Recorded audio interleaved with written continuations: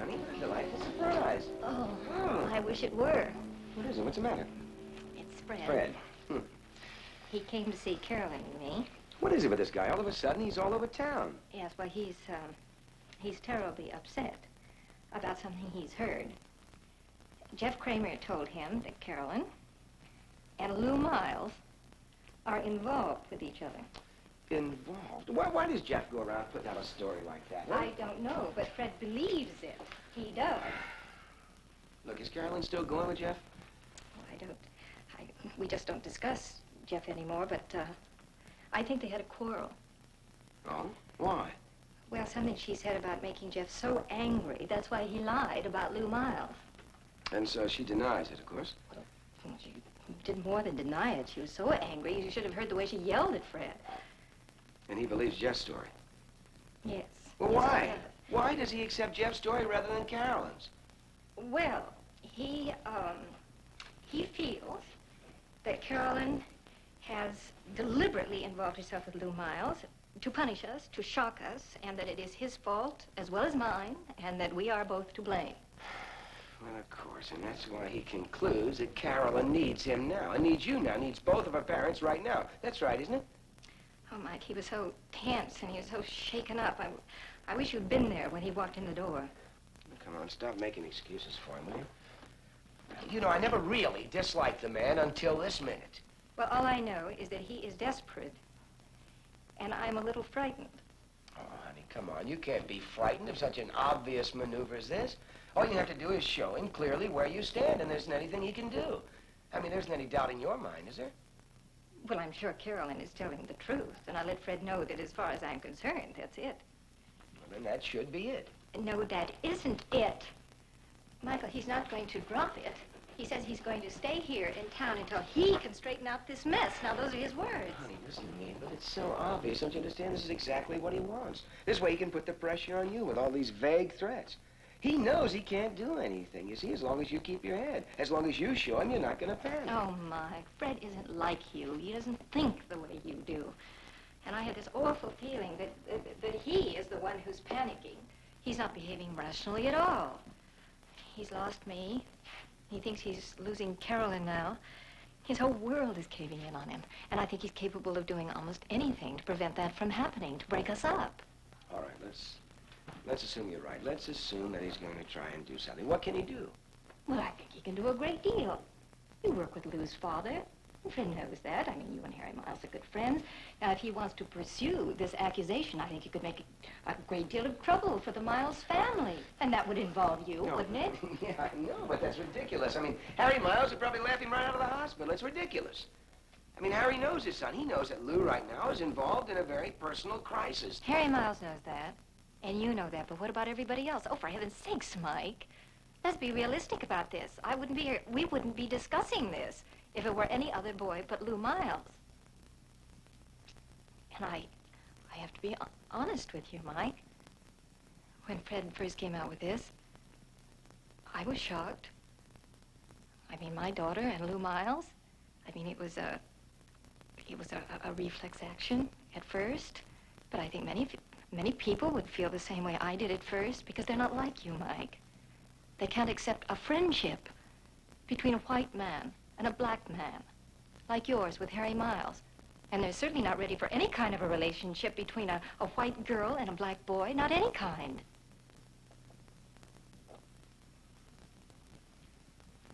I mean, he doesn't have any grounds. I mean, he doesn't have any grounds to go to Harry. He does if he just uses the circumstances. Circumstances? What circumstances? The fact that they're classmates? The fact that they joined together in a science project? That's circumstances? Mike, Lou and Carolyn have been thrown together a great deal lately. I mean, many people, I'm sure, have seen them together, certainly enough to give substance to this kind of rumor, to the kind of people who would want to believe in it. That's why I don't think we can afford to let such a rumor get started. What you're saying is there's enough prejudice in all of us that we can't afford to ignore it, huh? Yes, I am. All right.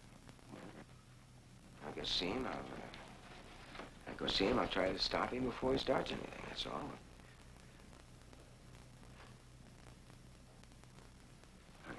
Believe me, honey, he's not going to come in between us.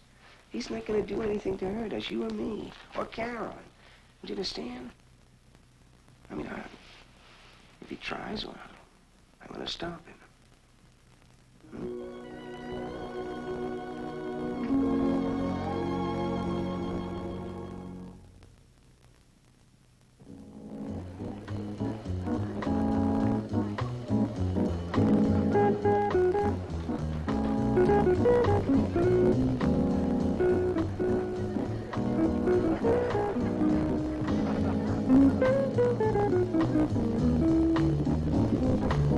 I want to talk to you. Talk!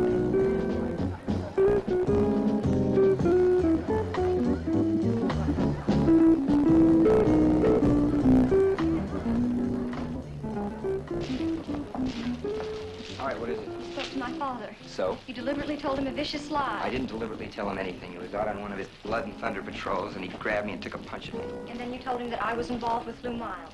I didn't tell him that. I told him to get off my back, to stop hunting for me. And you know, the way you were acting, I just couldn't see getting in a hassle with your father over us.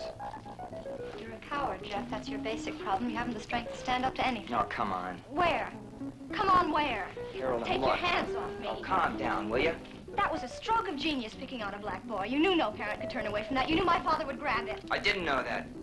I thought Lou was your friend. He is. Is that why you turned on him? I didn't turn on him. I just didn't know your father was going to turn out to be that way. What way? So uptight, okay? You make me sick. Why? Because you are getting involved with Lou? Because of what you did. Okay, so I was mad. I wanted to get back at you. But I just picked his name up out of the air. I swear it. I didn't mean to start anything. And after I'd left your father, I was sorry that I said it. Well, then take it back. Take what back? Go to my father and tell him that it was a lie. Better yet, go and see both of my parents. And have your father throwing punches at me again? No way! Well, I'm sorry, but that's your problem. You should have thought of that before you picked on Lou as an easy out. Look, you are blowing this thing up way out of proportion. If I went to your parents, well, if I were to go to them and try to explain, it would look like I were trying to protect you, and this would only make things worse, Caroline. Now, take my advice. Forget it. I said it, I made a mistake, and I'm sorry. Now, the only thing to do now is just forget it. No. The lie came from you, and the truth has to come from you. Not just because of my parents, but for Lou as well. Then you do like him. We're classmates. It's over, so let's not make a big thing out of it.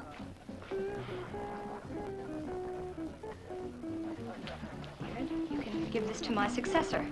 I'm sure that she'll find the band rehearsals more meaningful than I did.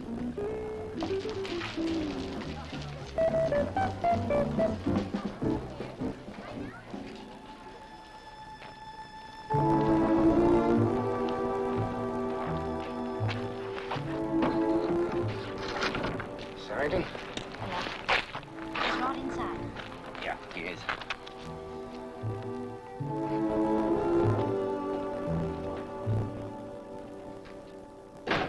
Why? Did you walk over here? It must be cold out. No, I didn't notice. Now, why did you take it down? Because it doesn't belong to me. It belongs to Stephen. It should hang in his house. It belongs here. You cold? You want some coffee? There's No, some I on the don't want stove. any How coffee. about a drink? No, thank you. Rod.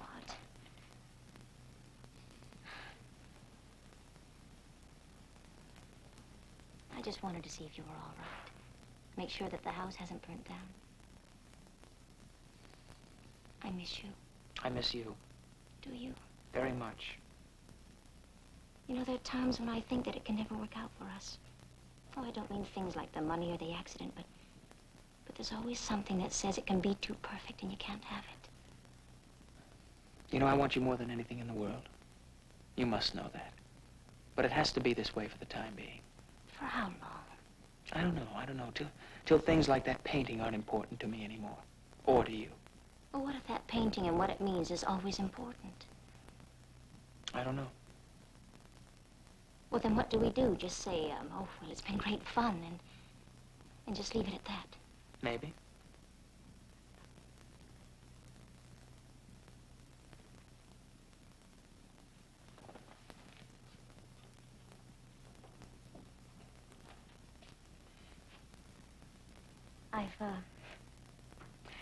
I look a little pale, don't I?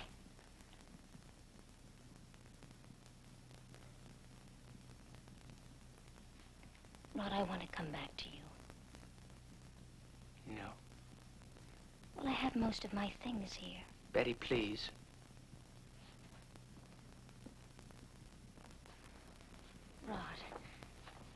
I want to look after you. I want to wake up in the mornings and find you next to me. Rod, I'm still your wife. It'll just make things worse, living here under the same roof, apart.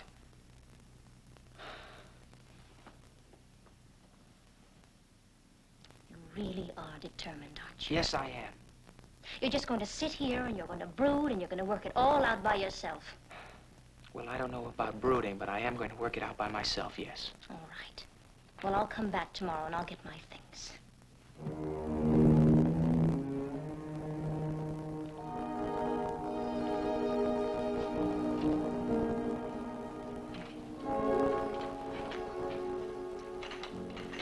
Come on and walk for me. Come on.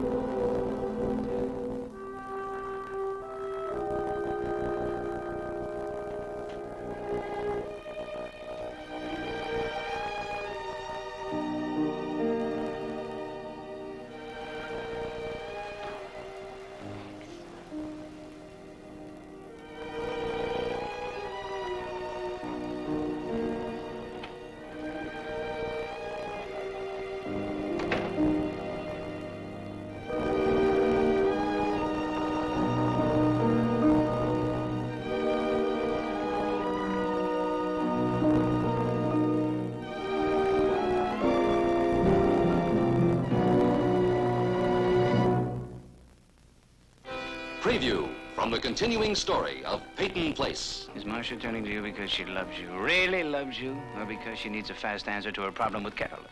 Maybe you can be cool, but I'm a black boy in a very white town. And I've got a black daddy who works for a very white hospital. I don't want to challenge the will without you. Get that money.